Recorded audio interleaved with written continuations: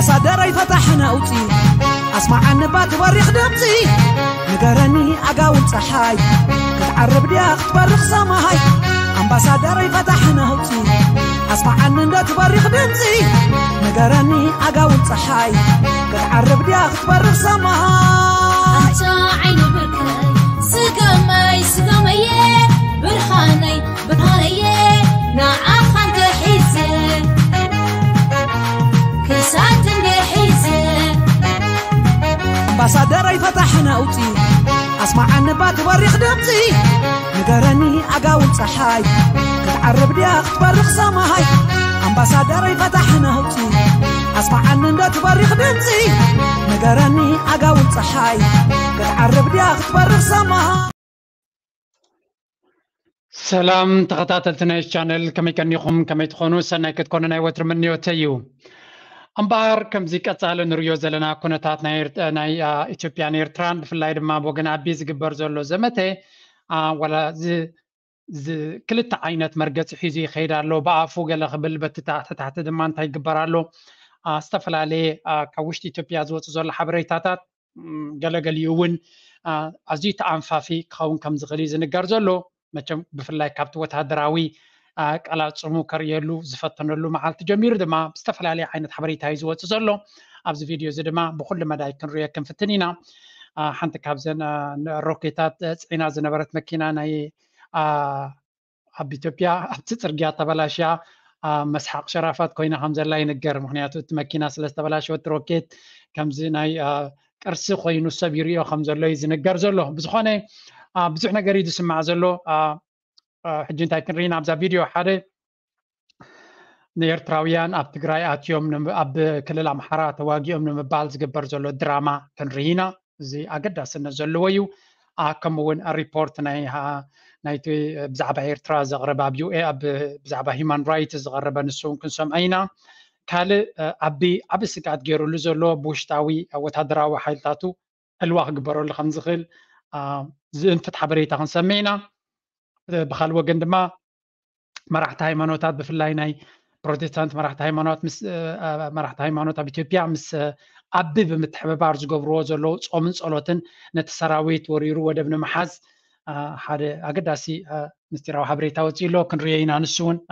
جسدتكم لي دما بلبيا مسجن نزي سرقة كالون استفل عليه حبريتا ناي وشتعدي بوجن كينيا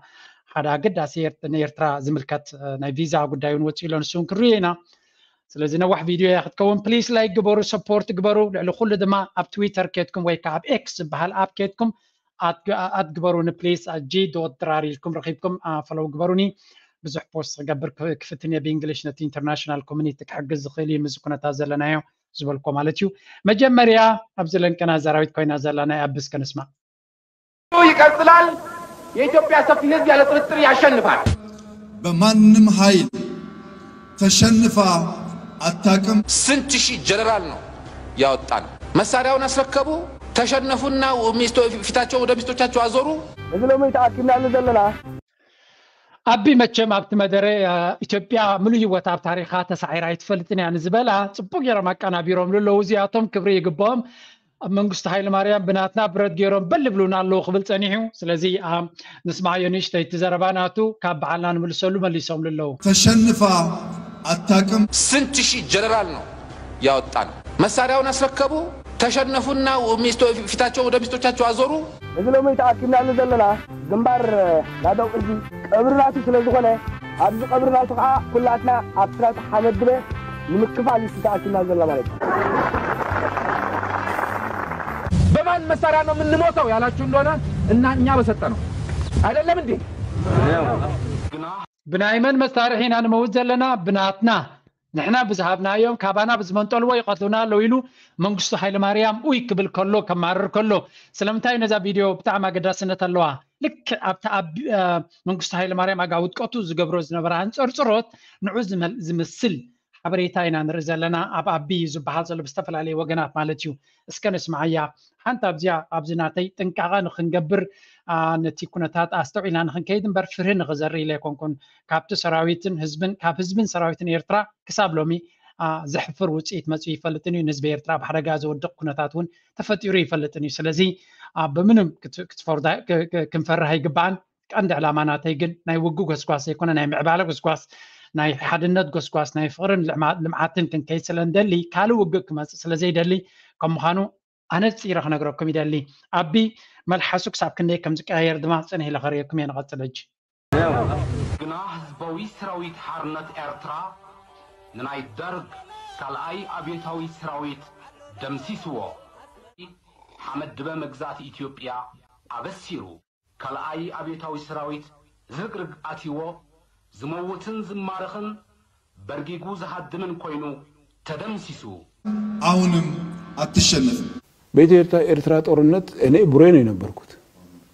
ቡሬ ለኔ የተሰጠኝ ግዳጅ እኔ ፊት ለፊት ያለው የኤርትራ ሰራዊት ጦርነት ጀመረ።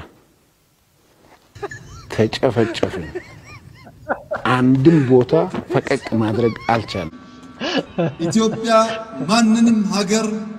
ወራ አታውቅም። ስርዓት ንሰውራ ኤርትራ ሓንሳብን ሓዋሩን ሓቂሒጉን ምጥፋእ ዘንቀሎም ወራራት ናይ ብሓቂ ደስ ብለኒ ብኣፎም ከምዚ ገይሮም ክምለሱ ከለዉ ኣብዚ ቻነለይ ድማ ብትኽክልኩም እየ ዝደሊ ንሕና ክምልስ ዘይኮናስ ንዘረብኦም ባዕሎም ክምልስዎ ከለዉ እዩ እቲ ዝበለፀ ንእሽተይ ክፋልናታ ድሓር ክንሰምዓ ኢና ንድሕሪት ቅሩብ ክመልሰኩም እየ ታሪክና ክንፈልጥ ስለ ዘለና ትማል ዘጋጥም ኣብ ልዕሊ ህዝቢ ኤርትራ እዩ ዝረእይዎ እንታይ ይብሉ ኣለዉ እዚ ታሪክ እዚ ክትፈልጥዎ ምርካብ ናይ ኤርትራ ካብ ብሪጣንያ ናብ ኢትዮጵያ ይብሉ ኣሎ ምርካብ ሃገር ኤርትራ ኣብ ግዜ ፌደሬሽን ማለት እዩ እቲ ገዛኢ ሓይሊ ዝነበረ መንግስቲ ናይ ኣባይ ብሪጣንያ ጠቕሊሉ ካብ ዓድና ምስ ወፀ ነቲ ባንዴራ ንኢትዮጵያ ከረክባ ከሎ ኩነታት ኢና ንርኢ ዘለና እዚ ታሪክ እዩ እንታይ ከም ዘጋጥም ኣብ ኤርትራ ክሳብ ሎሚ ተንኮላቶምን እከይግብሮምን ሕማቕ ተግባራቶምን ኣየቋረፀን እዚኣ ድማ ከተስተውዕሉ ኣለኩም ኩሉ ግዜ ድራማ ኣንጻር ኤርትራ ምስ ተገበረ እዩ ነዚኣ በዛ ድራማ ክንጅምር ምዚኣ ከብላ ስለ ዝፈተምኩ ሕጂ ንስማዕ ፕሊስ ላይክ ግበሩ ኣገዳሲ ሓበሬታ ሼር ገብር ሕጂ ሚስጥራዊ መረጃ አሁን እጃችን በገባው ሚስጥራዊ መረጃ በሐዋሳ ኢንዱስትሪ ፓርክ ለወራት ሲመረት የነበረ 156000 የመከላከያ ዩኒፎርም በሁለት ካርጎ አውሮፕላን ወደ አዲስ አበባ መግባቱ ታውቋል። ጠቅላይ ሚኒስትር አብይ አህመድ በተደጋጋሚ በቴሌቪዥን መስኮት በመቅረብ ከሚናገሩት በተቃራኒ ሲተገብሩ ከአንዴም ሁለት ሶስት ተመልክተናቸዋል። ከዚህ ቀደም ሰላም እንፈልጋለን ባሉ ማግስት መንግስታቸው ጦርነት ሲጎሽም የንጹሃን ሞት ያበቃል ባሉ ማግስት በጥፍ እንደቀጠለው ሁሉ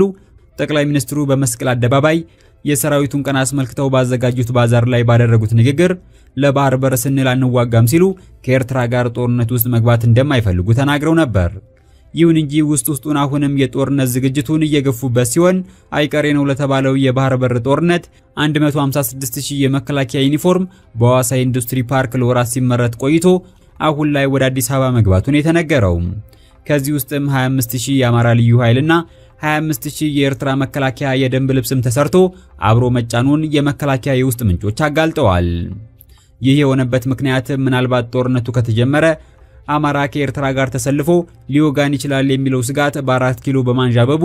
የተማረኩ የአማራ ልዩ ኃይልና የኤርትራ መከላከያ አባላት የሚል ድራማ ለመስራት ከወዲሁ እንታይ ዝበሃል ዘሎ እዚ ዓብሬታ እዚ ቅድሚ ሓደ መዓልቲ ኣቢሉ ዝወፀይ ነይሩ ክኸውን ከም ዝኽእል ድማ ክንግምት ሓሶት ተኾነ ዝበለፀ እዩ ክርዳእኩም እዚ ነገር እዚ ሓሶት ተኾነ ዝበለፀ እዩ ባት ሓቂ ኸውንካ ስለ ዝኽእል ክንጥንቃቕ ክንክእል ኣለና ስለዚ እዚ ሓበሬታ እዚ እንታይ ዝብል ዘሎ ምስ ኤርትራ ይኹን ምስ ጎረባብቲ ሃገራት ዝኾነ ይኹን ናይ ውግእ ኣንፈት ክንገብር ከምዘይንደልን ኩሉ ጉዳይና ኣብ ሰላማዊ መንገዲ ክንፈትሖ ከም ንደልን ብምባል ኣብቲ መደረ ናቱ ኣስሚዑ ነይሩ ኣቢ ኣብቲ ናይ ወታደራዊ ምርኢት ዝገበረሉ ማለት እዩ ቀጥታ ግን ኣብቲ መዓልቲ ወይ ኣብቲ ቅንያቱ እንታይ ክስራሕ ቀንዩ ናይ ከባቢ 150,000 ልዩ ወታደራዊ ክዳውንቲ ተሰሪሑ ብነፈርቲ ኣዲስ ኣበባ ኣትዩ ካብ ኣዋሳ ይብላ ኣሎ ኣብቲ ወታደራዊ ክዳን ናብ ምታው እንታይ እሞ ከቢድ ነገር ኮይኑን ወታደራቶም ክትብሉ ትኽእሉ እዮም ትኽክል ድማ እቲ ቀንዲ ዝበሃል ዘሎ ግን 25,000 ኣቢሉ ብናይ ኤርትራ ወታደራዊ ክዳን ዝተሰርሐ ክዳውንቲ ኣሎ ከምኡውን ሓደ 25,000 ድማ ብናይ ኢትዮጵያ ፋኖ ዝተሰርሐ ወታደራዊ ክዳን ኣሎ እዚ ድማ ምናልባት ሓደ ድራማ ክሰርሕ ስለ ዝደሊ ከምቲ ኣብ ትግራይ ንሪኦ ዝነበርና ዝተማረኹ ኤርትራውያን ዝብልዎ ዝነበሩ ወታደራዊ ክዳን ናይ ኤርትራ ከዲኖም ዝተፈላለየ ዝዝረብ ዝነበረ ክሳብ ሕጂ ግን ዝተረጋገፀ ሓበሬታ ዘይረኣና ሕጂ እውን ኣቢ ዝተማረኹ ኤርትራውያን ኣትዮም ምስ ፋኖ ኮይኖም ይዋግኡን ኣለዉ ብምባል ኣብቲ ዝሓለፈ እዋን ኣስተውዕሉላ ኣብ ዝሓለፈ እዋን ደብዳቤ ኣብ ኤውሮፓን ኣብ ኣሜሪካን ኣብ ዝሰደደሉ ሰራዊት ናይ ኤርትራ ካብ ኢትዮጵያ ክወፅእ ከም ደሊ ዘለና ነቲ ዘተ ሰላም ናይ ፕሪቶሪያ ንኸይንገብር አንቂጹና ዘሎ ሲዩ ኢትዮጵያ ኤርትራ ድማ ብዙሕ ፀገም ትፈጥረልና ኣላ ኢሉ ደብዳቤ ጽሒፍ ነይሩ ጥራይ ዘይኮነ ነታ ደብዳቤ ናብቲ ድዮም ንኻልእ ሰሚዖም ኣብቲ ናይ ሂውማን ራይትስ ሪፖርት ዝነበረ ኣብ ዝሓለፈ እዋን ቀሪበልኩም ዝነበርኩ ቪድዮ ኤርትራ ሰራዊታት ሕብረት ኤውሮፓ ይኹን ዩኤን ኤርትራ ሰራዊታት ጠቕሊላ ካብ ኢትዮጵያ ከተውፅእ ኣለዋ ዝብል ፃውዒት ቀሪቡ ኣሎ ወፂኡ ዳ ይወፀን ብዘይገድስ ዝኾነ ነገር ተጠቂሞም ድራማ ንክሰርሑ ክሕግዞም ስለዚ ነፃውዒት ናይ ኤውሮፓ ይኹን ናይ ኣሜሪካ ጥሒሶም ሰራዊት ናይ ኤርትራ ኣብ ውሽጢ ኢትዮጵያ ኣለዉ ጥራይ ዘይኮኑስ ኣብ ክልል ኣምሓራ መፂኦም ይዋግኡን ኣለዉ ዝማረኽዎም ኣለዉ ዝቐተልኩም ኣለዉ ኢሉ ድራማ ክሰርሕ ከም ዝኽእል ንዕኡ ዘቃልዕ ሓበሬታ እዩ ዝግበር ዘሎ ስለዚ ከም ንሪኦ ዘለና እቲ ኩነታት ሰንሲቲቭ ከም ዝኾነ ከምኡ እውን ልክዕ ከምቲ ኣብ ጥርዚ ውግእ ናይ ምስ ትግራይ ዝነበረ ብዙሕ ነፈርቲ ናይ ካብ ኣቡዳቢ ካብ ቀጠር ካብ ኢማራት ማለት እዩ ንኣዲስ ኣበባ ዝኣትዋ ዝነበራ ፅዋር ሒዘን ሕጂ እውን ከምኡ ምልክት ይረአ ከም ዘሎ ፀብፀባት ናይ ነፈርቲ ኣብ ትዊተር ሪኢ ኣለኹ ኣብ ኤክስ ማለት እዩ ስለዚ እዚ ኩነታት እዚ ብኣፉ ከሽክዕ ይፍትን ከም ዘሎ ኣፅንዕ ኢሎም ከርእየኩም እየ ብቓላቱ ቅድሚ ሕጂ ዝገበሮ ድራማ ክንሪኦ ክንፍትን ኢና ስለዚ ብኣፉ ዝብሎ ዘሎ ዘይኮነስ ብተግባር ከነስተውዕል ከም ዘለና ምንቅስቃሳት ናቱ ናይ ሰላም ከም ዘይኮነ ንድራማ ንውግእ ይሰርሕ ከም ዘሎ ብዙሕ እንተታት ወይ ከዓ ምልክታት ከም ዘሎ ክንርኢ ኢና ሕጂ ኣብቲ ካልእ ወታደራዊ ጀነራላት ዝገብርዎ ዘለዉ ዝበሃል ዘሎ ሰንሲቲቭ እቲ ኩነታት ናይ ኢትዮጵያ ክትርኢ ከለካ ድማ ምስቲ ኩንነት ክገጣጠም ይኽእል እዩ ንብሎ ካብ ወፃኢ ሓደ ሓበሬታ ንኩልና ንኤርትራውያን ከገድስ ዝኽእል ንርኢ ሕጂ ምዛዝ ክብላ ፀናሕኩ ድማ ቀጥታ ተሓዝያ ክትከውን ንስማዕ እያ እዚኣ Thousands of Eritreans are estimated to have lost their lives in the Tigray conflict. No official information has been provided regarding the number of fatalities or the identities of. So the special reporter ናይ ሰብኣዊ መሰላት ዝሕሉ ናይ ሚስተር ባቢክር ዝበሃል ሱዳናዊ ዜጋ እዩ I don't know ኣበይ ዝቕመጥ ነይሩ ብዘይገድስ ብዛዕባ ኤርትራ ግን ኣዝዩ ሓደገኛ ሪፖርት እዩ ዝቕርብ ዘሎ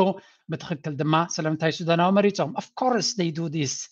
ኣዝዮም ንፍዓት እዮም ፀሓዱ ቀለልታ ይኮን እንታይ እዮም ዝገብሩ ፀሊም ንፀሊም ጎረባብቲ ሃገራት እዮም ዝኸሱ ዘለዉ ንሕና ይኮናን ንኸስስ ዘለና ንሕና ይኮናን ንኣፍሪቃ ሽግር ንፈጥረላ ዘለና ንምባል ዝጥቀምሉ ሳይኮሎጂ እዚ ግን ኩሉ ሰብ ክፈልጦ ክኽእል ኣሎ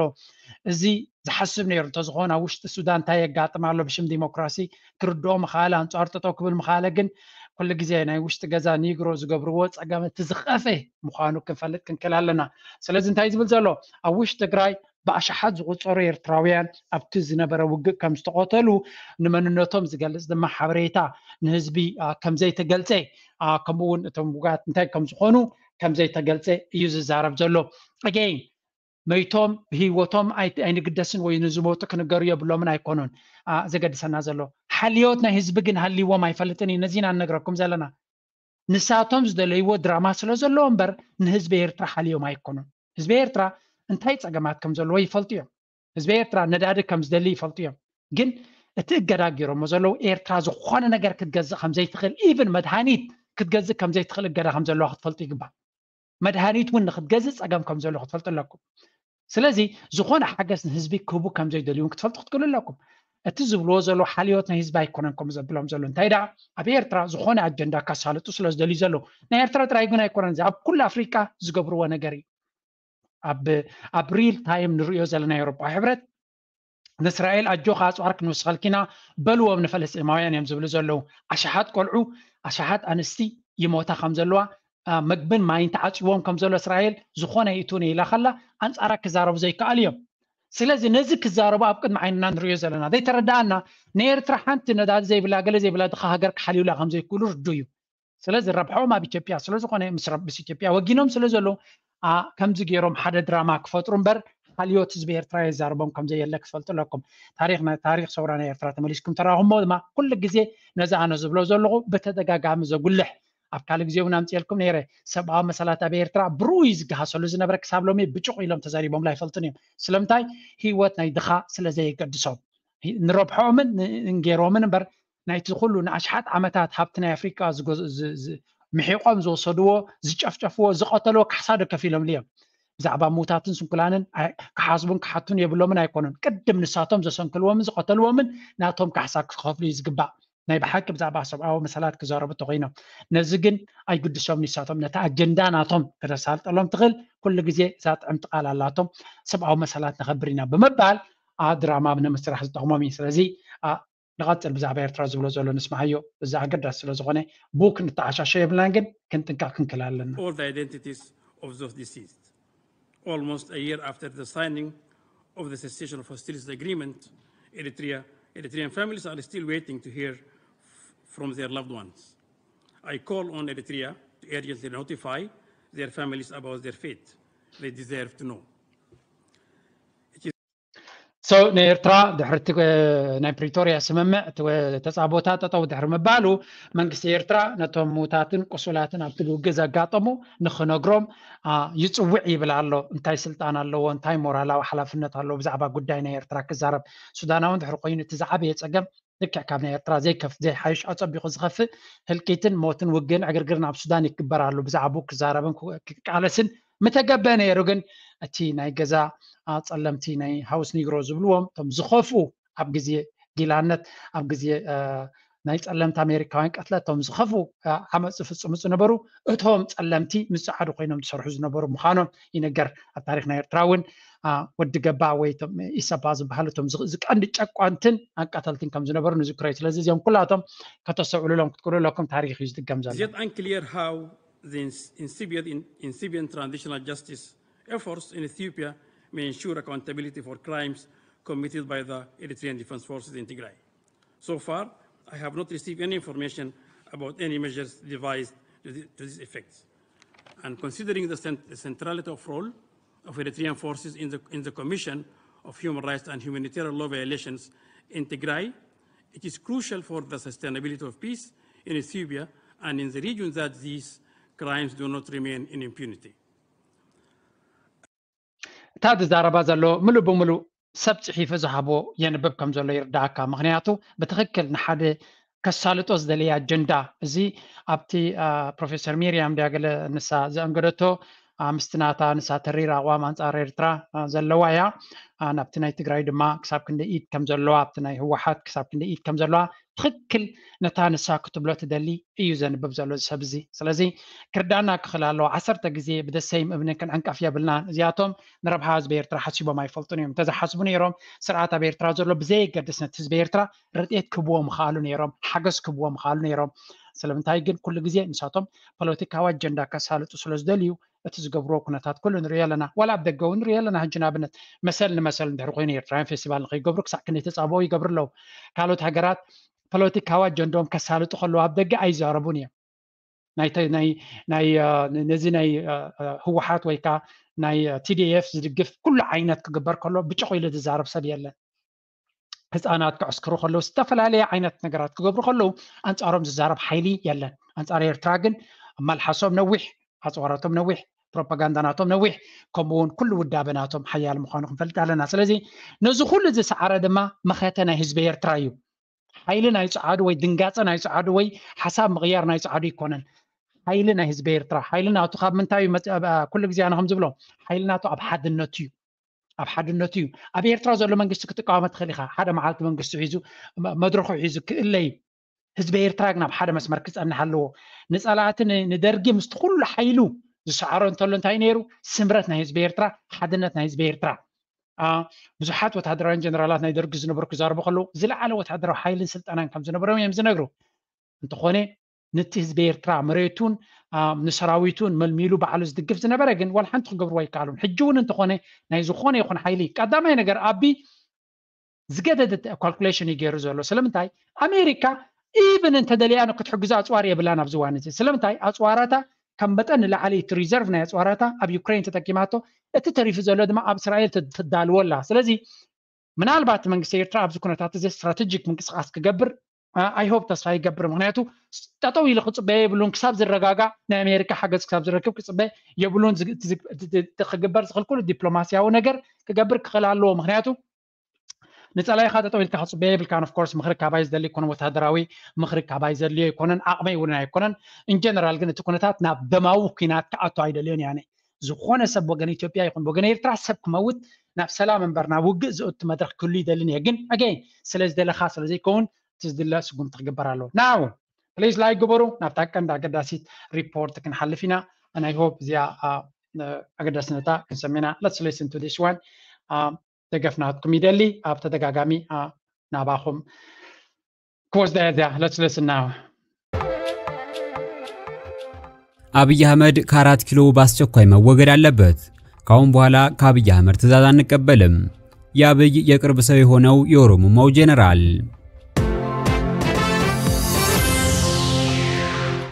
በአገዛዙ ሰራዊት ውስጥ የተከሰተው የዘርና የብሔር ክፍፍል ከጫፍ ደርሶ አሁን ላይ ለራሱ ለብርሃኑ ጁላና አብይ አህመድ ስልጣን ትልቅ ስጋት ሆኖ ብቅ ማለቱን የመከላከያ መረጃ ምንጮች እያጋለጡ ይገኛሉ። ይህንኑ ስጋት የሚያጋልጡ ተከታታይ ሪፖርቶችን ከሁለቱ የቀድሞ ማራኪና ተማራኪ ታማጆር ሹሞች አፍ የሰማው አብይ አህመድ በከፍተኛ መደናገጥ ውስጥ መግባቱን የተነገረው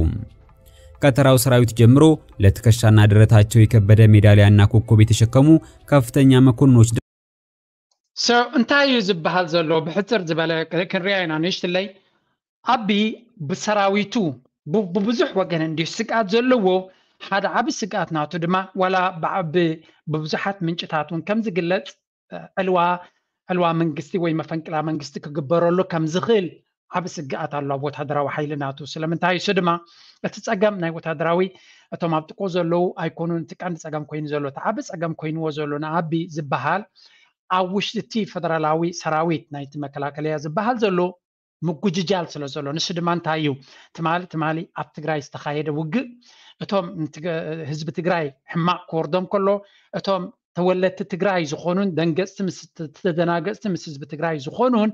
እንታይ ከም ሰሰምዑን እቶም ዝሃደሙ እቶም ምስቲ TDF ዝወገኑ ወጊኖም እዮም እቶም ተረፉ ግን እንታይ ክስምዖም ከም ዝኽእል ርድዩ ንሱ ንግደፎ ድሕሪኡ እቲ መከላከያ ኣብኡ ዝገበሮ ወራር ኤርትራ ንግደፋ ኤርትራ ካል ሃገርያ ነፍሳ ዝኻለት ሃገርያ ናይቲ ውሽጢ ሃገርያ ይዛረብ ዘሎ ሕጂ ኣብቲ ትግራይ ዝተጋጠመ ብርቱዕ ሞትን መቕሰልትን ደመኛ ውግእን እቲ ሰራዊት መርገጽናቱ ዝተመቓቐለ ክኸውን ከም ዝኽእል ክትግንዘቦ ትኽእል ንዓመታት ብሓደ ዝሰርሕ ዝነበረ ኣብ ኩናት ሓትሕት ክኣቱ ከሎ ሕራይ ድሓን ንትግራይ ኣብ 26 ዓመት ኣብ ስልጣን ስለ ዝነበርዎም ኩሎም ወገናት ናይ እቶም ካልኦት ብሄራት ኦሮሞ ይኹን ኣምሓራ ይኹን ካልኦት ተመሳሳሊ ጽልእ ክህልዎም ይኽእል ኣብ ልዕሊ ተጋሩ ክትብል ትኽእል ኢኻ እስከዳሓን በቲ ህወሓት ክኽተሎ ዝነበረ ናይ መፈላለዩ ጉጅለ ከምኡ ዓይነት ጽልኢ ኣብ ልዕሊ ትግራይ ከም ዝነበሮም ብተደጋጋሚ ሰማዕናዮ እዩ ድሕሪኡ እቲ ኩናት ናይ ትግራይ ምስ ተወደየ ኤግዛክትሊ ናብ ኦሮሞ ናብ ኣምሓራ ተሰጋጊሩ ኣሎ ኣብ ኦሮሞ ገናት ኩነታት ኣብቲ እዋን እቲ እውን ነይሩ እዩ ቅድሚ ናይ ትግራይ እውን ነይሩ እዩ እቲ ኦነግ ዝበሃል ካብ ኒው ምስ መፀት ምስቲ መንግስቲ ወላ እኳ እቲ መንግስቲ ኢትዮጵያ ምስ ሰራዊት ክኣቱ እንተደለዩ ናቱ ግንባር ሒዙ ናቱ ኣሰራርሓ ከም ዝነበሮ ሓደ ምልሻ ከም ዘሎ ንሱ ድማ ምስቲ መንግስቲ ኢትዮጵያ ብዙሕ ግዜ ፀገማት ከም ዝነበሮ ንሱ ንግደፍ ድሓን ኣብ ኦሮሞ እቲ ኣምሓራ ኣብ ጎኒ እቲ ፌደራል ኮይኑ ብርቱዕ ዓብዪ ኣበርክቶ ዝገበረ ኣብቲ ናይ ትግራይ ውግእ ዝበሃል ኦፍኮርስ ነቲ ልኡላዊ መሬቱን ነቲ ረብሓታቱን እዩ ዝዋጋ ነይሩ እዩ ዝበሃል ስለዚ ኣብ ብርቱዕ ውግእ ዝነበረ ቀጥታ ኣብታ ናይ ፕሪቶርያ ስምምዕ ንዑ ክሕድ ኣቢሉ ኣቢ ምስቲ ነቲ መከላከያ ሰራዊት ወሲዱ ኣንጻሩ ውግእ ብምእዋጁ እቶም ተወለድቲ ኣምሓራ ኣብቲ መከላከያ ሰራዊት ዘለው እንታይ ክሰምዖም ከም ዝኽእል ከም ሰብ ንክትግንዘቦ ብዙሕ ሊቅነት ኣይድልየካን እዩ ምክንያቱ ህዝቦም ኩሉ ነገራቶም ኣብ ኣምሓራ እዩ ዘሎ ኣብ ስልጣን ዘሎ ወገን ድማ ተወላደ ኦሮሞ ዝኾነ ብኦሮሞ ዝተኸለለ መንግስቲ ሒዙ ይኸይድ ከም ዘሎ ንሕና ከማን ብማዕዶ ንሪኦ ኣለና ግደፍ እቶም ኣብ ውሽጢ ዘለው እቶም ኣብ ቅድሚ ዘሎ ወታደራዊ ሓይልታት እውን እንትኾኑ ናይ ኦሮሞ ተወላድቲ እዮም ስለዚ ንሳቶም በቲ መከላከያ ሓይሊ ኣብ ልዕሊ ህዝቦምን ፋኖ ዝበሃል ድማ ደቂ ሓቦታቶም እዮም ስለዚ ምስቲ ናይ ኣምሓራ ሓይሊ ናይ ኣምሓራ ሓይሊ ከንታይ ዝደሊ ዘሎ ረብሓ ናይቲ ኣምሓራ ክልል እዩ ከውሕዝ ዝፍትን ዘሎ ኣብ ኢትዮጵያ ድማ መፅኡ ስልጣን ከውሕስ ይደሊ ኣሎ ናቱ ናይቲ ኣምሓራ ቦታ ከውሕስ ይደሊ ኣሎ ስለዚ እቶም ተወለድቲ ኣምሓራ ዝኾኑ ንሓን ክመለሳ ኢና ናራና ክንከል እቶም ተወለድቲ ኣምሓራ ዝኾኑ እንታይ ክስምዖም ይኽእል ክትግምቱ ዘለኮ ምስቲ መከላከያ ሙሉእ ብሙሉእ ተሰሊፎም ንህዝቦምን ንዓዶምን ንሰራዊቶምን ወይ ከዓ ነቲ ተወለድቲ ናይ ዓዶምን ክኽትክቱ ይክእሉን እዮም ስለዚ እቲ መከላከያ ኣበርቲዑ ኣብ ክልል ኣምሓራ ክሃርም ከሎ نابنت أب ناي تجري نتصوري نيرو توجد جمر مسبلة تولت تجري بزحات كابهم نبتدي دي إف يوم سجيرهم اتنا يم حراجن كابت مكلاكليا يم حرا حي حزبي ناب فانو كسجر كم زغل رديو يسجر على يد بحالك انت تداي سجر دما مستيري ووتس نت استراتيجي مكلاكليا كغبر زفتني ان اوتس دما زخونه نجر كدمعو خمزي كل يقبرالو ابوش دما بزح متفنان كم زلون بوغناونت تتقعي سراويت كم زلون ايزن غرزلون نشتي مخن سما يحريكم ملاساي በየዕለቱ የሚጠፋውን ከፍተኛ ሰራዊት ስም ዝርዝር ለይተው ሪፖርት ሲያቀርቡ የከረሙ ቢሆንም አሁን ግን የምትፈራው የጭንቅ ቀን መድረሷንና የ4 ኪሎ ነገርም 11ኛው ሰዓት ላይ እንደሆነ የሚያሳየውን ሪፖርት የመጣው ይምጣ በሚል ማፈንዳታቸው ነው የተነገረው። ሰራዊቱ ብቻ ሳይሆን ለተከሻና ለደረታቸው የከበደ የሜዳሊያ ኮከብ የተሸከሙ ከፍተኛ መኮንኖች ጭምር የሸኔና የፋኖ ደጋፊ ሆነው ጦርነቱን እንቀጥል እናቆም በሚል ጎራ ተከፋፍለው እርስ በርሳቸው ለመተላለቅ ቀን እየጠበቁ መሆናቸውን የገለጹት እነዚህ ምንጮች ሰራዊቱ የሸኔና የፋኖ እንጂ የሀገር መከላከያ አቋም የለውም፣ የኛን ትዕዛዝ ተቀብለው ዘመቻ የሚያስፈጽሙ መኮንኖች ቁጥር ከቀን ወደ ቀን እየቀነሰ ነው፣ አንዳንዱ ይባስ ብሎ እንታይ ትዝባሃል ዘሎ ሕጂና የደቡብ ተወላጆችን እያፈሰ ወደ እንታይ ትዝባሃል ዘሎ ተሰራዊት ዳርጋ እቲ ናይ መከላከያ ሰራዊት ዝባሃል ዘሎ ኣብ ክልተ ዝተመቕለይ ሓደ ናይ ኦሮሞ ረብሓ ክሰርሕ ዝደሊ ሓደ ድማ ናይ ኣምሓራ ኣብ መንጎኦም ከማን እቲ ናይ ፋኖ ናይ ኦነግን ዝብል ቅፅል ሳጓው ተዋሂቦም ኣሎ ዝባሃል ዘሎ ስለዚ ኣብ መንጎኦም ዘሎ ፍልሊ ክልቲኦም ሓቢሮም كم تسرعت ناي مكلاكلة زبالة ناي منجستي مسكول عتقتاتو نفانو مسعر أي مشجرون نيرو تتعب يتصقم كوين وزولا جن تاوشت زولو تصقمي هجي كم زي متفنا نهلو خلو كالو وجندما مسو واحد سرح هيللو نسدما بنا أمريكا رجف of course أمريكا تناي واحد من لاس بسلطان كم تدل زلا رديو نزل سلاز فلت يزخون عبد ما نتحو واحدون كبتاتو نزل زلا تايتري لهم ناي إثيوبيا حيلي أبي حدا جنيا كنتات بوشتاو كنتاتون أب حدا جنيا كنتات كم زلو يزن الجرزلو نشتين اسمعيو كسب كندي حل خلاق كم زلو زدما نير تراون حقنا مزراب رجعت نرب حنا نير تراي مهنياتو حيار إثيوبيا مز حجز لهم فخرة كانت أجمع كم تعالنا سلازغل بتصبق كنريان خلينا حماقنا يسبعين مننا ناقل كقد لكان نزدلي نحط حدوك قعتالي خاتمنا يدولم لباتون يامال لنا وسيلو لبشاشاو سو ليلا دوبداج أمرو لتعلمني تبالو فيلد مارشال واكلوم መከላከያው አንድም በራሱ የውስጥ ብሔርና ሃይማኖትን መሰረት ያደረገ ውስጣዊ ክፍፍል ሁለትም ከውጪ ከአማራ ህዝብ እየደረሰበት ባለው ዱላ እየተፈረካከሰ መሆኑ ሳያንስ የባህር በር የሚል አጀንዳ ይዞ መምጣቱን ተከትሎ ሰራዊቱ ማግሮምረም ጀምሯል ማለቱን የገለጹት እነዚህ የመረጃ ምንጮች አሁን በሰራዊቱ ከፍተኛ መኮንኖች መካከል ያለው ክፍፍልና ማግሮምረም ለተጨማሪ 1 እና 2 ሳምንታት ያለ መፍትሄ የሚቆይ ከሆነ እርስ በርስ ከመገዳደል ባሻገር የመፈንቅለ መንግስት እንቅስቃሴ ሊኖር ይችላል የሚል ስጋት እንዳለና ኦሮሞ ያልጠገበውን ስልጣን ከጁ ሊቀማ የሚችልበት አጋጣሚ ሊፈጠር እንደሚችል ፈራተባ ያለ መራሩን ሀቅ አፍርጦታል የተባለው። እዚህ ላይ ታዲያ ጥያቄው የአብይ አህመድ የደረሱበትን አደገኛና ሚስጥራዊ መረጃ ይፋ አድርገዋል። አብይ ከ4 ኪሎ በአስቸኳይ መወገድ አለበት፣ ካሁን በኋላ ከአብይ ትዕዛዝ አንቀበልም በሚል በሰራዊቱ ውስጥ ያሉ ከፍተኛ የኦሮሞ መኮንኖችን እያደራጀና ለአብይ አህመድና ቡርኑ የሞት ድግስ እየደገሰ ያለው የአብይ አህመድ የቅርብ ሰው አብዚ ውሽጢ እንታይ ዝብል ሓበሬታ ኣሎ ይዝብል ዘሎ ምስቲ ኣካይዳ ናይቲ ኩነታት ክትሪኦ ከለኻ ንኽትግምቶን ከቢድ ዘይኮነ ንኣቢ ክእለ ኣለዎ እዚ ሃገር ኣብ ካልእ ሓደጋ ከይወረደት ዝብል ስጋ ምንቅስቃስ ከም ዘሎ ኣብቲ ሰራዊት ናይቲ ከለይ ዝበሃል ዘሎ ኣቢ ነዚ ሃገር ከየፍርሳ ከሎ ክንቅድሞ ክንኣልዮ ክንክል ኣለና ዝብል ቅሬታ ወይ ተሓሳስባ ንዓበየ ከይድ ከም ዘሎ እዮም ዝነግሩ ዘለዉ ሆነው ጀነራል ማን ነው ብለን ቤተ መንግስቱን ዞር ዞር ብለን ስንፈልግ ጌታቸው ጉዲና የሚባል ከባድ ስም እናገኛለን። ጀነራሉ የቤተ መንግስቱ የቅርብ ሰውና በአብይ አህመድ ግስላው የተባለ የተቆለጳጰሰ የነበረ ታማኝ የኦሮሞ ጀነራል ነው። ለ4 ኪሎም ለጦር ኃይሎችም ጠቅላይ መምሪያ ቅርበት ያለው እንደሆነ ነው የመረጃ ምንጮች የሚያስረዱት። ይህ ጀነራል ከላይ ሲታይ ለስላሳና የዋ ተጫዋችና አዛኝ ቢመስልም ሲበዛ ክፉና ጨካኝ የሆነ ከፍተኛ የአማራ ጥላቻ ያለውና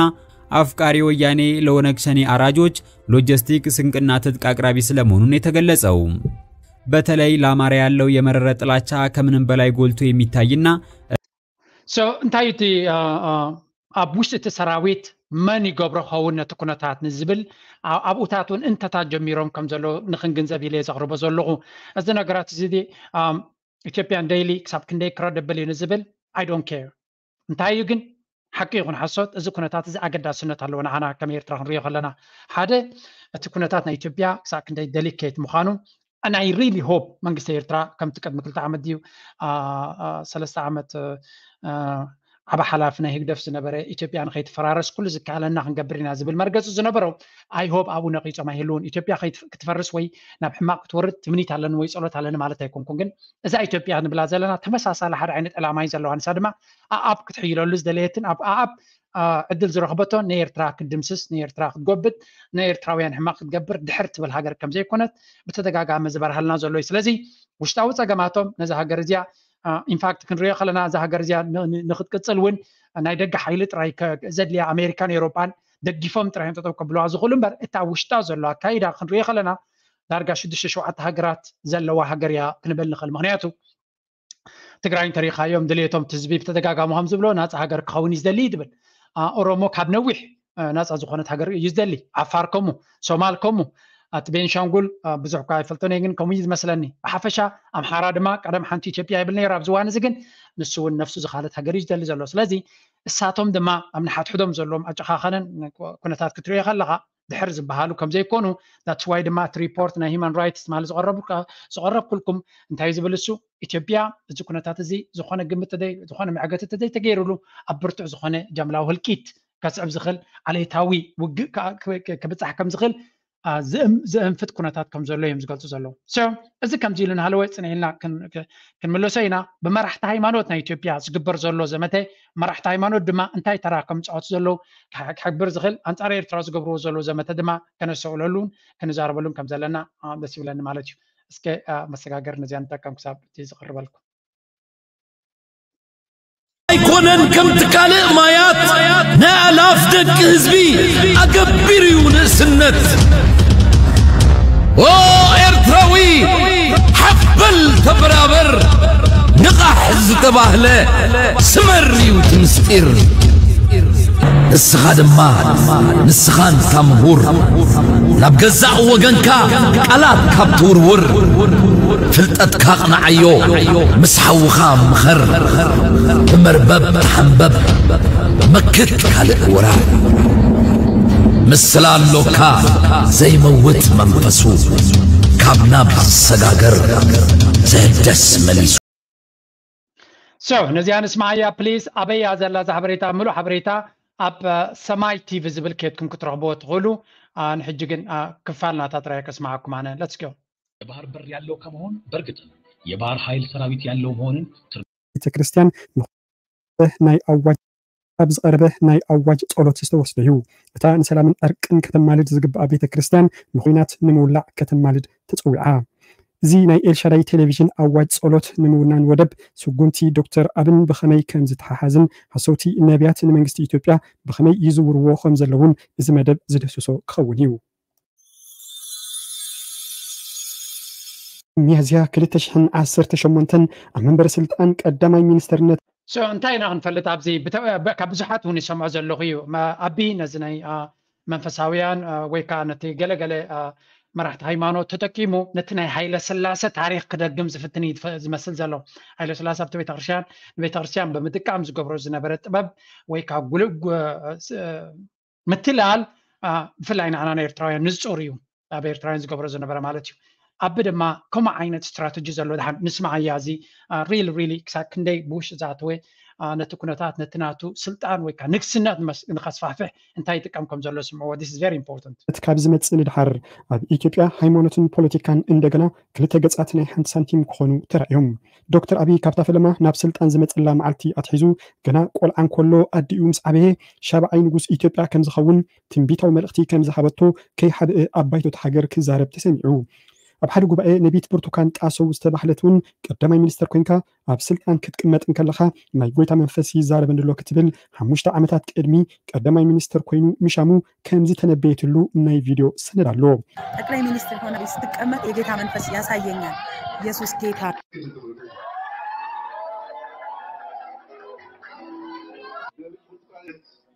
እውነተኛ የእግዚአብሔር ሰው ናት።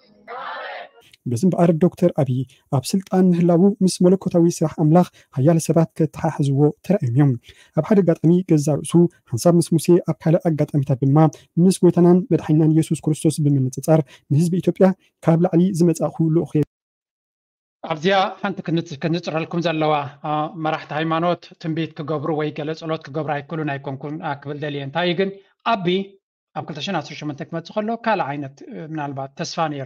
تسفانير وخون خليزبي أبزيا وانزجن حد شكان قتالي متاللي ليبا مخان فليتنا لنا سلمتاي أبتقرأ ترى أشحات سبات ميتهم حنت معك بدنجات أو إنهم زموتو صنعتي هابكم قبل تراين سلزي شكان نزخون سب لخاخي مك خيزخل نسلطانو من واحد كل عينت متلال كتكم كم زغل نسبير ترى كما يجيروا أتاليلو أب كما يكون تاتاتيو لنريال لنا حجون نابي قصي خير الله سلزي نزز حجز منفس ويقال لما لا تعاونوا تقينكم كنت نقول لكم زي كابتن قلا فليكري كلني مهناتو نعود تتكيمو سلطانو كو حس في التنزلي نسمع يجن كابز قدد على العجق سميهم إذا سمع ملأختي كقرب كله تسمعيو ولا قا حق من إثيوبيا هايمونتن بوليتيكان كتحوسو زي فكرة انتخونه ناي دكتور أبي إثيوبيا جن كابتن حيل سلاسي إثيوبيا بزح زفلي يبلان بزي كاتي حيل سلاسي بوقعي أنا ناي أيهود أمبسان رئيسي أرثوذكساوي توهر بيت كريستياني مبالو انت زي كوينو برجت هاتي حيل سلاسي كابز حالفو كسعلومي كم أملاخ زملخو دك مزمرتون أفريو راستا فيريوان حيل سلاسين أرثوذكساويت بيت كريستيان كم مسارحيو تدقيم اللايو دكتور أبي أبز وانزين وانجيلاويت بيت كريستيان كم مسارحيو يتقيم اللالو انت تبهل دما مجنان أيكونن ويون بنصارو وانجيلاويت بيت كريستيان كم مسارحيا تتقيمو لله نابنت حدا كابتوم عبيتي منفساويان أبوتات إثيوبيا مخانو زنقرلو كأشي تولوسا قدينا أب حدا وقتي مقدمي مينستر أبي زلوو دقاف المقلات انت زي تدميركم كتك نسيخم بمبال كلهم إثيوبياويان دكتور أبي كدقفو كوغسكسون كله ترأيو يدمروا مقناتهم تولو بلو قال تدمروا مقنس يموال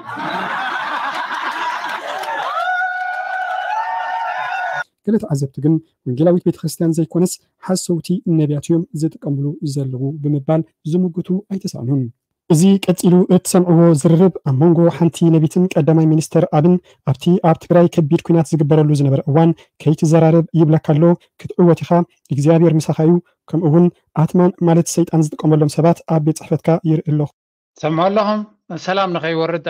it's crazy دعان نسمعيه هو أتر يومن كال إنزبل ملأختات كتبو إنكلا قدامي مينستر أبدما أمين إندابله نملأختات كقبالون كله تخطت الوا አንነቱ በዕብራዊነቱ ሙሴ የተገለጠው እግዚአብሔር ለአጀንዳው በፈለገው ዓላማ ነው የተገለጠው። ስለዚህ በዚህ ክብር ገልጸሃል ይላል ጌታ ነው። ኢየሱስ ጌታ ነው። አናፍርም፣ አታፍርም። የሚያሳፍሩ ግን ይኸውልህ 100% ያፍራሉ። አሜን 100% ምንም 1% እግዚአብሔር አላስቀርላቸውም ነው የሚለኝ ጌታ ነው። ኢየሱስ ያድናል። ሃሌሉያ። እግዚአብሔር ጨክኗል። አንተም የምትበጽቅ በቅድስና እግዚአብሔርን በማወቅና በመፍራት የምትጨክንበትን መንፈስ እጨምርልሃለሁ ይላል ጌታ ነው። አሜን። ኢየሱስ ጌታ ነው። አትደራደርም ከዚህ በኋላ እንዳትደብቅ ብለው ይናገር የከፋ ነገር እየተደረገ አሜን ዝብል ዘሎ አቢ ዝኸውን ዘሎ ድምፁ ንጹር እዩ። ስለዚ again እቲ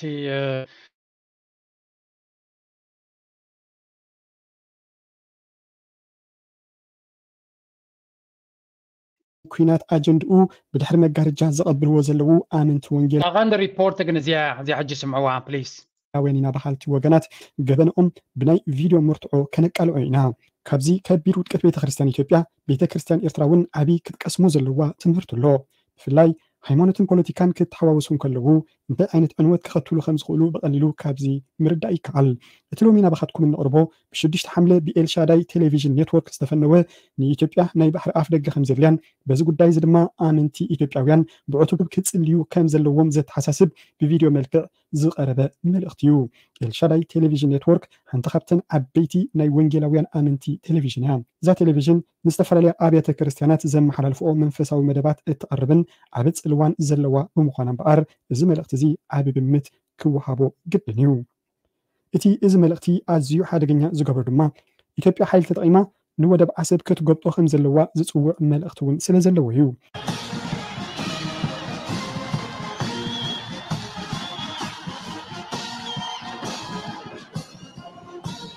እዚ መልእኽቲ እዚ ቅድሚ 3 ወርሒ ቀዳማይ ማዕከናት እታ ሃገር ብወግዒ ብዛዕባ ኣገዳስነት ቀይሕ ባሕሪ ቅድሚ ምዝራብ እዩ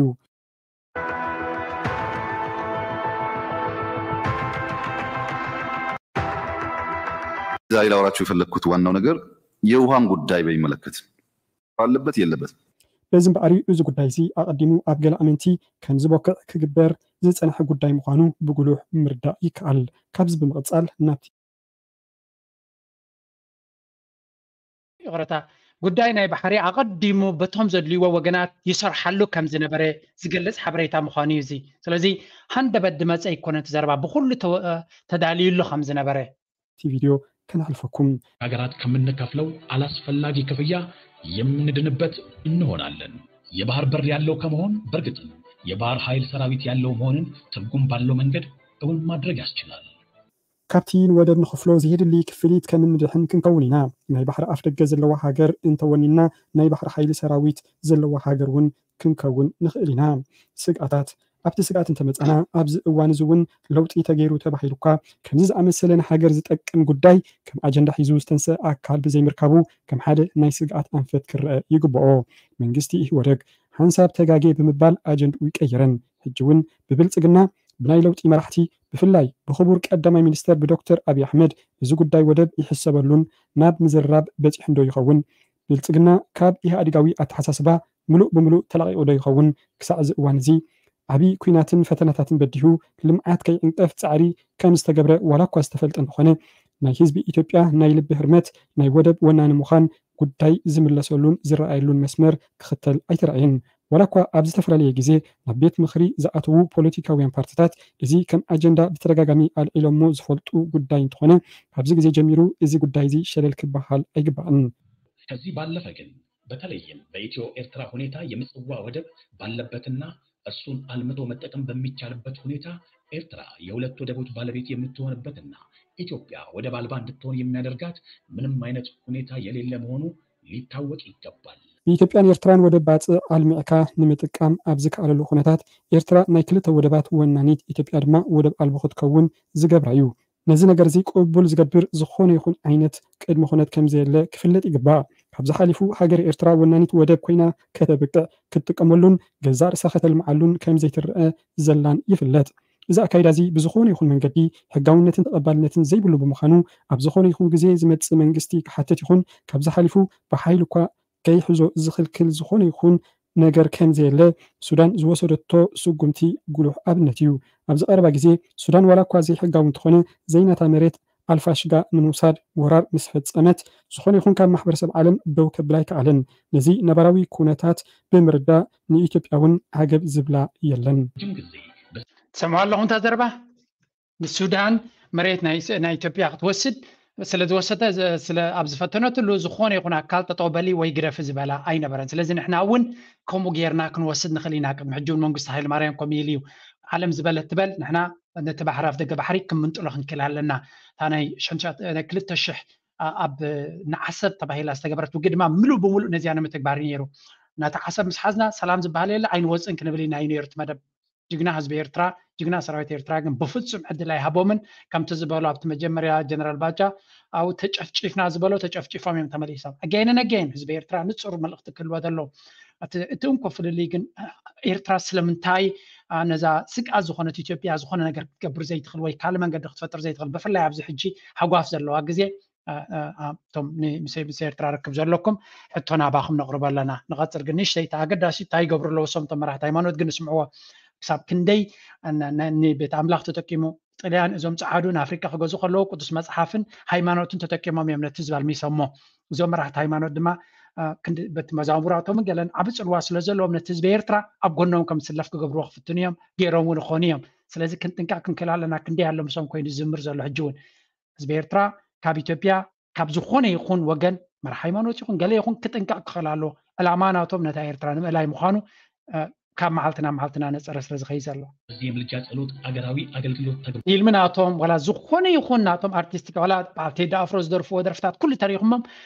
ፕሮፓጋንዳ ናቶም ነቲ ናይ ኢትዮጵያ ዓባይ ኢትዮጵያ ዘሳለጥ እዩ ኣንጻር ኤርትራ እዩ ስለዚ ክሰምዕዎ ትኽእሉ ኢኹም ግን ሕሳብኩም ግበሩ ክትጥንቀቑ ኣለኩም እዚኣቶም ሰባት እዚኣቶም ኩሉ ግዜ ዕላማ ናቶም ነታ ኤርትራ ምእላይ እዩ እዚኣ ድማ ብተሪር ክንቃወም ኣለና ባራችን ላይ ምድራችን ኢትዮጵያ የገዛ ራሷ የባህር በር እንዲኖራት መንግስት እንዲጠይቅ ወይም ይህንን የሚጠይቁ እንቅስቃሴዎች እንዲነሱና ስለዚ በኣር በዚ ናይ ምምላፅ ጸሎት ሃገርና ኢትዮጵያ ናይ ገዛ ርእሳ ኣፍ ደገ ባሕሪ ክህልዋ መንግስቲ ክሓትት ወይ ነዚ ዝሓቱ ምንቅስቃሳት ከም ዝትንስኡ ዓለም ለኻዊ ደገፍ ረኺባ ካብ ጅቡቲ ይኹን ካብ ኤርትራ ካብ ዝተወስዱ ወደባት ክትመልስ ይግባኣ ስለዚ ከመበገሲን ግንዛበ ንምሓዝ ዝኣክልን ካብ ረቡዕ ጀሚሩ ክሳብ ዓርቢ 3 መዓልታት ብተኸታታሊ እንገብሮ ምምላድ ምድርና ኢትዮጵያ ናይ ገዛ ርእሳ ናይ ወደብ ወናኒት ክትከውን ብዙሕ ጥቕምታት እትረኽበሉ ሃጋዊ ጥቕማውን ብርቱዕ ጾምን ጸሎትን መምላድን ክገብሩ ምዃኖም ነቲ ኤርትራ ሰራዊት ናይ ኢትዮጵያ ብወታደራዊ ሓይሊ ተጠቒሙ ልኡላውነት ናይ ሃገር ደፊሩ ወደብ ንኸምፅእ ኣሎም ስለዚ ክሳዕ ክንደይ ትዊስት ወይ ከዓ ዝንቡዕ ዝኾነ ሃይማኖታት ኢና ንርኢ ዘለና ንረብሓ ናይ ፖለቲካዊ ኣጀንዳ ህዝቢ ኤርትራ ብውሑድ ልዕሊ 100 ዓመት ታሪኻዊ ግዝኣት ዘለዎ ሃገር ንዑ መንጢሎም ወደብ ክወስዱ ንክገብሩ ዝገብርዎ ዘሎ ጸሎት እዩ ስለዚ ክንጥንቀቕ ኣለና ድሓን እታ ዝዓበየ ክፋላ ኣብቲ ከይድኩም ፅቡቅ ጌርኩም ስምዕዋ ቀልጢፈ ስሚዐኩም ኣብኡ ከይድኩም ስምዕዋ ፅቡቅ ዝኾነ ትሕዝቶ እዩ ዘለዋ ሕጂ ናብ ሓንቲ ናይ መወዳእታ ዜና ናተይ ክሓልፍ እየ ማለት እዩ restrictions amongst ourselves is working against us when people cannot travel. When people cannot travel, business people cannot travel, entrepreneurs cannot travel, we all become net losers.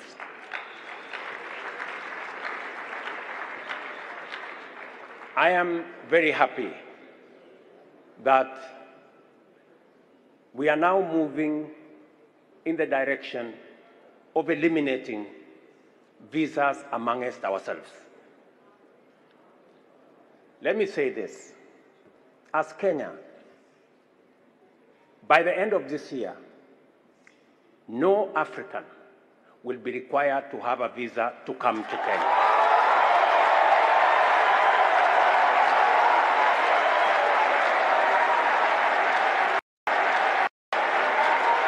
Kenya is going to open an embassy here in Congo-Brazzaville this year. It's going to open an embassy in Cote d'Ivoire. We are opening an embassy in Rabat in Morocco. We are opening an embassy in Eritrea because it is time we realize the importance of trading amongst ourselves and allowing goods, services. سنتاي زبل زلو ناينوي حلمنا أفريقيان يو أفريقيان مرحتي بحق زحزنو مخانم حزب أفريقيا وشت أفريقيا نخي جيش تزعبه عدلنا توريزمن نتا كيف العالم نخي فلتا بسنكي زي بقعتن زي مردان مرحتنا ورد زنبرة تجمع كينيا أبز إكساب مودة أنا إذا عملت زي كابز خوني يكون أفريقيا بزي فيزا خد مسألة تخل هجر كتكونيا تم كت جوش تدليو نا بيزنس يكون نا كله نبي كينيا ممكن ما تدخلوا يزبل زلوا كله كابتي نا تدمع إكساب مودة أنا إذا عملت إمباسي أبير تراك خف أمباسادر ويكا إمباسي أبير تراك خفت مخانو من دبلوماتيك مشناتهم كأريم مخانو ميزنا جرزا لقد محجون تزاري بنيرو حنتي بريزنت روتو بزوجي ديزابوينت جرنا أفريقيا بزلا على تسفاخ صبيس أنا هنا مزح جنا أمريكا متتتاو تقبر زلا بكينيا جن بزح أفريقيا وديزابوينتد كوين له كاب بريزنت روتو زدما كما يجرى أمريكا التسفاخ نزلوا ما راح تويج أو يعوي حنقولهم تأمزيزا بتناتا أجندة خمت أتوا من عن رزلنا I hope كمتي أفريقيا تسفاخ قبرت اللي قتل خونجن نير تراويان صبغ تسفاخ زبيو بزحات نير تراويان بإثيوبيا ببزح جنزب كاب تهاجر الموسعي سعر خمزلون أبكال ما قد بدبات يخذ خمزلون سمع له نعهاتكم زخون فلي حبريتا وي إزغد قبر لكم قبل جن حبريتا سلا زي بلك نقرأ كلنا لو خلك ولا زغل جن تكونتات قليل كم زي كونن أتكوت زغل نجزيو ونتقونه أبكال اللي لنتصنه كاب تاريخ كنا مهارة لنا يبل نايلو مارستي نزي زدقسيو نزي زمسلي خبر كم نريو زلنا تكونتات كم معلتنا معلتي كايري زلون تلوت النار قدما نباخاتكم كقربا خفتني كاله بزح فيديوهات قريبة نيرة أبكال معلتكم زين لومي تاخلنا زيانا بالكون نايلو مارستي أبزخو دينا بليز لايك قبروا سبورت قبروا نزي channel أبالاتنا تخونوا ممبرز تخونكم تدقفوا يخونا تي channel سلزي استفلالي عينت ممبرش بالو لعلو خلد ما بتويتر كيتكم أبتا ناتي فلو قبروني بزح كقبرا يكون كنو جزيوجن كاسنا بالكو كعريك فتني بوستون معلتونا قبركو خيط كفتني نسو دما بإنجليش نتي international community كحجز خل إيميج نايرترا نمحيال كحجز خل يزبالكو قبر كفتني نايلو مارستا بزخون دينا أبكال عرسك ساب نراخب